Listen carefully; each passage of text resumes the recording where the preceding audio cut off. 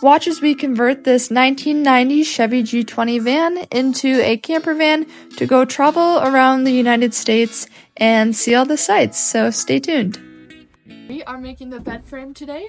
We just got the rectangle for a full-size bed just mounted to the wall.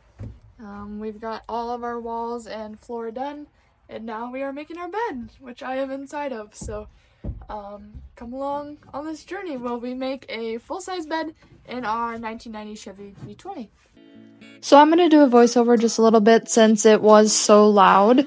How we started this was just framing out the bed. We went with a full-size bed side to side. Even though we are tall, we decided we wanted more space, and we went with a fixed bed method because we're the type of people that will not make the bed every night. And so we framed it out, we attached it to the wall with screws, and right here I'm showing that the van, we used fabric on the inside of the windows to black out the back area, insulated over and then cedared over because we wanted less windows in the back for insulation, and really curtains would be over it most time anyways.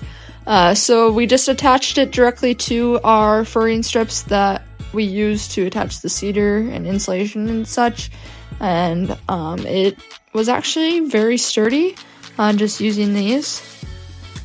And so once we got the frame all in, we decided we wanted to go for a hidden compartment method.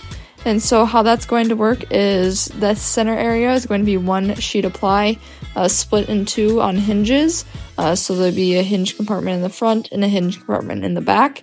And then along those side areas by the wheel wells, those are going to be like lift up to remove little storage boxes on the sides.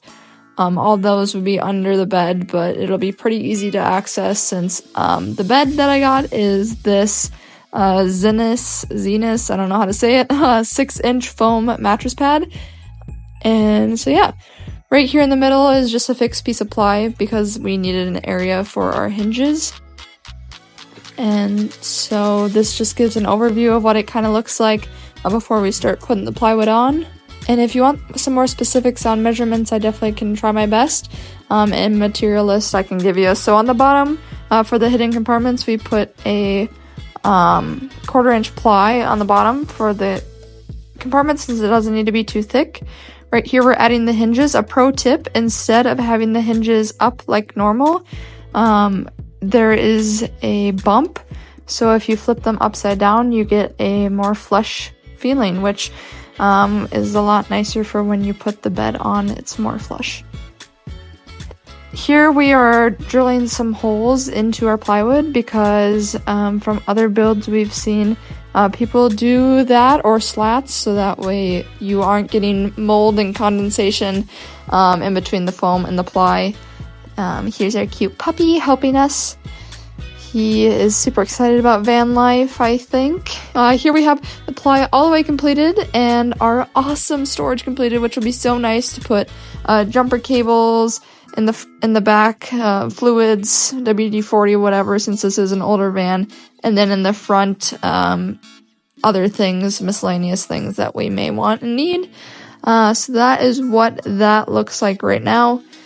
We currently do not have legs, which may be a good idea, but it seems pretty sturdy right now. So we may add legs later on if all of a sudden we notice, like, hey, it's drooping. But right now it's very comfy and it's very sturdy, just being attached to the support beams on the side of the wall. So this is with the bed in. We did have to cut the bed down a little bit with an electric meat knife. And here we have kind of the finished product. We did box in that area of the wheel wells, so that way that can be storage and it just doesn't look as bad having the Reflectix. So yeah, there you can see it kind of hides it. We put the fire extinguisher right there, and I think this is just such a nifty little bed design.